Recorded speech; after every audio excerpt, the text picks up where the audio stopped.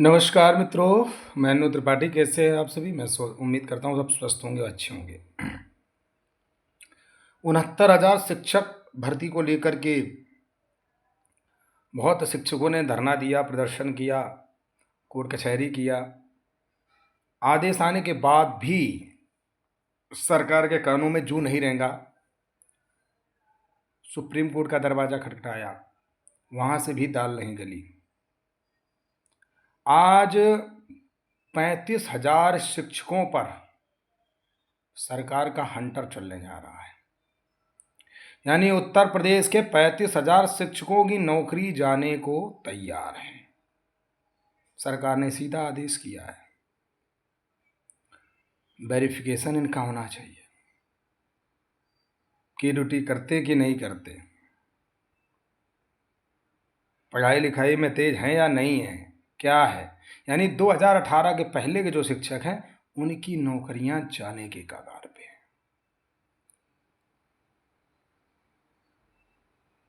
इसी तरह बिहार राज्य में हुआ था।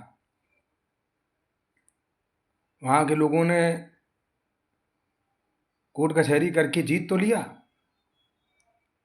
लेकिन आज भी वहां पर वैकेंसी नहीं चालू की गई है, जबकि वैकेंसी वहां खाली है, नहीं चालू की गई। 30-32 हजार लोगों की नौकरी चली गई जो आज भी धरना कर रहे हैं। पीआरडी होमगार्ड के मुकदमा चल रहे हैं, अभी तक कोई अपडेट नहीं है। ये लोग भी राज्य कर्मचारी का दर्जा मांग रहे हैं, नहीं मिल पा रहा है।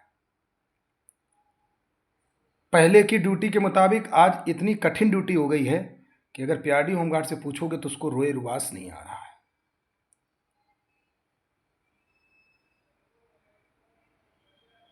लोग कहते हैं कि मुकदमा का विरोध क्यों होता है।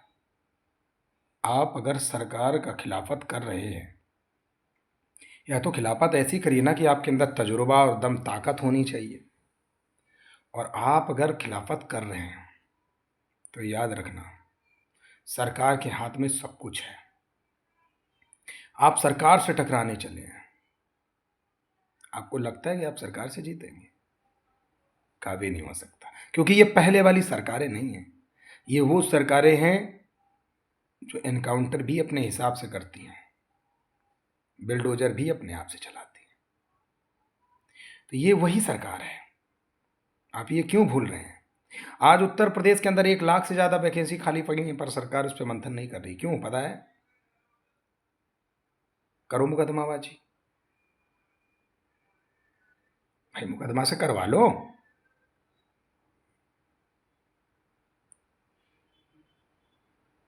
आज बहुत खुले शब्दों में एक बात कहने जा रहा हूं कि आप लोगों के मान सम्मान के लिए, आपके परिवार के लिए इस मुकदमे का हमने विरोध किया है।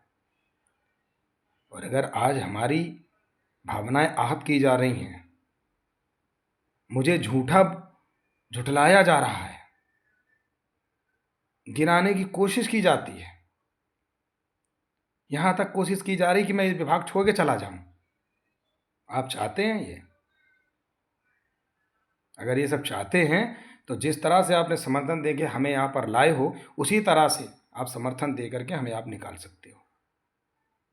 लेकिन ये सत्य की आवाज़ कभी झुकेगी नहीं, चाहे मौत आ जाए, चाहे कुछ भी हो जाए।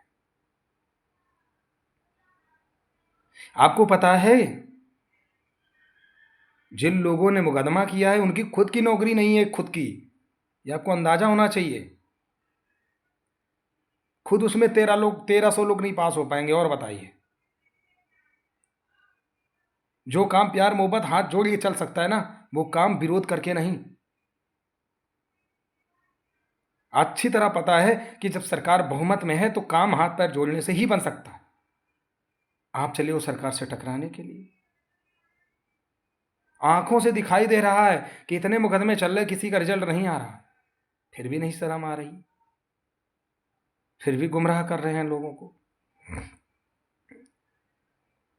आपको पता है कि अगर इस पे सरकार ने अपने आप पे अगर ठान लिया ना, तो कम से कम 40 से 50 हजार लोगों की नौकरियां आ जाएंगी। पता है क्यों? क्योंकि सरकार अपने अनुसार काम कराएगी। वो लागू करेगी कि आपको पेपर देना पड़ेगा। ये 1300-1400 लोग नहीं दे पाएंगे, और बताइए तब क्या करेंगे आप? इस बात को कोई नहीं दूर दूर तक समझ रहा है। इन्हें लग रहा है कि मैं 57,000 रुपये पाने लगूंगा। लेकिन जरा सोचो कि कितने लोगों के पेट पे लात बैठेगी। इसका कभी आपने विचार किया? हम किसी के पेट पे लात मारने नहीं आए, हम परिवार को खुश करने आए हैं। तो आज ऐसे परिवार को खुश कर रहा हूँ, गिनती के 7-8 लोग ऐसे हैं जो मुझे गाली दे करके मेडल प्राप्त कर रहे हैं। करो।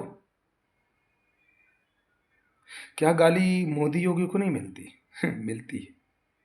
मैं भी सुन रहा हूं। आपका मुंह है, कुछ भी बोल सकते हो, पर मैं ये जरूर कह रहा हूं कि आपके विभाग में सच में बहुत कमियां हैं। अगर मैं कमियां गिनाने आ जाऊं भाई साहब, तो अगर जिस तरह से चौकीदार मामले को आज हमने हाईलाइट किया है मेहनत करके, इसी तरह से इस विभाग को हम कहाँ ला सकते हैं, ये शायद लोगों ने अंदाजा नहीं लगाया होगा। और मैं सत्य बोलूंगा, झूठ नहीं। कि अगर अंदर की सच्चाई बता दें तो दीवार मुंशी क्या, होमगार्ड भी चौकीदार की इज्जत नहीं करेगा।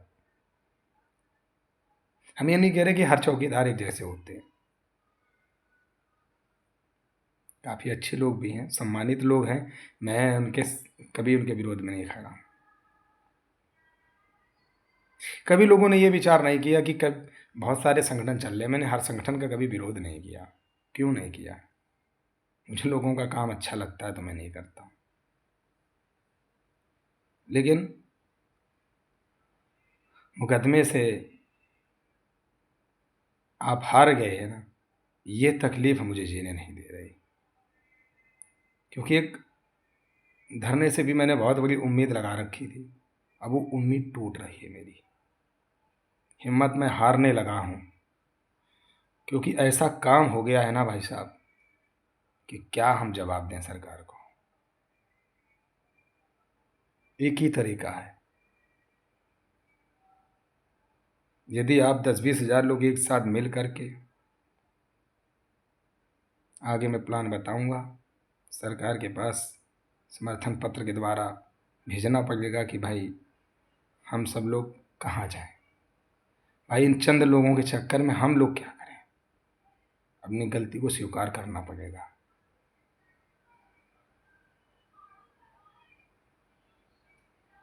मित्रों, हम कुछ कह नहीं पाएंगे, क्योंकि हमको बहुत ज़्यादा रोकने का प्रयास किया जा रहा है कि मैं सत्य ना बोलूं। अगर ये चाहते हैं ना कि एक सत्य आपका टूट जाए, तो जाइए आप ऐसे लोगों के तलवे चाटिए। मैं नहीं चाट सकता, मैं देख नहीं सकता हूँ, बुरा नहीं देख सकता किसी का। लेकिन फिलहाल मैंने अभी तो संन्यास ये ले लिया है कि 1486 लोगों से मुझे कोई लेना देना नहीं है। चाहे उनका अपलोड हो कि ना हो, क्या हो भगवान जाने। वो 1-1 लाख और दे दें, मुझे कोई मतलब नहीं है। जो मनाए वो करें जाके। हम काहे को अपनी जान जोखिम में डाले घूम रहे हैं। मुझे ही अब अंदर से एहसास हो रहा है कि शायद हम ही गलती कर रहे हैं जो ऐसे लोगों के साथ हम खड़े हो रहे हैं। आप लोगों से बस इतना ही कहने आया हूँ कि जिस समय, क्योंकि मैं ऐसे तो भाग भी नहीं सकता बिना आपकी इजाज़त के, क्योंकि मुझे भी समर्थन कहीं ना कहीं बहुत लोग कर रहे हैं। किसी के दिल को तोड़ना मेरा उद्देश्य नहीं है प्यारे मित्रों। बहुत तकलीफ़ है मुझे। इतना ताना लोग देते हैं कि तुझे 50 रुपये नहीं मिलेगा। रिकॉर्डिंग मैं ग्रुप में भेजता हूँ। सच में अगर समर्थन करते हो ना, एक बात बोलूँ, आप 50 रुपये की स्कीम में ज़रूर जुड़िए और ज़्यादा से ज़्यादा लोगों को बताइए। अगर आप सच में ये चाह रहे हैं कि मैं टूटूं ना और ऐसे ही खड़ा रहूं और आपको इंसाफ दिला पाऊं, तो भाइयों, जो बता रहा हूं आपके हित के लिए बता रहा हूं। ये मैं नहीं नई स्कीम बना रहा हूं। पीआरडी, होमगार्ड, हर जगह पर ये स्कीम चलती। कोई भी संगठन बिना पैसों के नहीं चलेगा। लोग क्या कह रहे हैं उससे फ़र्क नहीं पड़ता। ये लोग हमारी रिकॉर्डिंग आप लोगों तक पहुंचा के गुमराह करते हैं आपको। ये अपनी असलियत नहीं बताते कि इन्होंने क्या बोला, तब उसके बेस पर हम रिप्लाई करते हैं। ये लोग हमारी रिप्लाई उठा के अन्य ग्रुपों में भेज कर लोगों को गुमराह करते हैं। इसलिए आपसे करबद्ध प्रार्थना है कि इस विभाग को बचा लो। हकीकत बता रहा हूँ। न किसी दिन सरकार ने आदेश ये दे दिया ना कि इस विभाग से भी 3 गांव में एक चौकीदार रहेगा, भाई साहब 30,000 की भी संख्या में नहीं रह पाओगे। बहुत सही बता रहा हूँ तुमको। याद करोगे जीवन भर, अंतिम समय तक याद करोगे कि एक व्यक्ति आया था, उसने बताया था, ये तिलक लगा के तुमसे झूठ नहीं बोलूँगा, तुम लोग को शर्म नहीं आती बिल्कुल। एक व्यक्ति पे अरे थोड़ा भरोसा करके तो देखो, रास्ता दिखेगा तुम्हें, काहे को चिंता करते हो।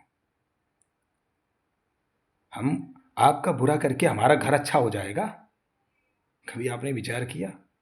अरे भाई, हम आपके परिवार को खुशी देने के लिए आए आपके विभाग में, और आप हमें तोड़ तोड़ दोगे तो फिर काम नहीं चल पाएगा भाई। आपको पता है कि विरोध किसका होता है? विरोध उसका ही होता है। आप सोचो, इतने लोग एक तरफ, मैं अकेला लड़ रहा हूँ इन लोगों से। आपको पता है विरोध उसी का होता है जो व्यक्ति के अंदर कुछ ना कुछ काबिलियत होती है। यदि अगर सच में काबिलियत हमारी पहचान रहे हो तो 50 रुपए की स्कीम से इन लोगों को जवाब दे दो, बहुत बड़ा जवाब होगा। मैं पूरा स्टेटमेंट निकाल के इनको अगले महीने दिखा दूंगा कि मेरे साथ कितने लोग खड़े हैं। आपका दिया हुआ 1 रुपए का धन मैं फर्जी बर्बाद नहीं होने दूंगा। नहीं होने दूंगा मतलब नहीं होने दूंगा। इनके एक बार विश्वास करके देखो। सिर्फ संगठन कैसे चलते ये मैं आपको बताना चाहता हूँ। लोग कहते हैं ना कि भैया बहुत डरना गया, कुछ हुआ नहीं। काम करना पड़ता है भाई साहब, लेकिन हार कहाँ हो जाती है? धन से। किससे मांगूं भीख की तरह कि तुम दो तुम दो तुम दो? इसलिए ये स्कीम बना रहा हूँ। इसलिए अपील रहेगी हमारी कि 88 40 30 92 67, ये हमारा फ़ोन पे नंबर है। 88 40 30 92 67, 88 40 30 92 67। अगर सच में आपको लगता है ना कि आपके लिए मेहनत कर रहा हूँ, तो आपका हाथ नहीं कांपेगा योगदान करने के लिए। कीजिए दिल खोल कर, और हम भी दिल खोल करके आपके लिए लड़ना चाहते हैं, मैदान में उतर कर। वादा, आई प्रॉमिस, दिखाऊंगा दुनिया को कि काम कैसे होता है। लेकिन हराइए मत, हरा दोगे टूट जाऊंगा और चला जाऊंगा। आप अपने विभाग के, हम अपनी जगह के। ठीक, जय हिंद।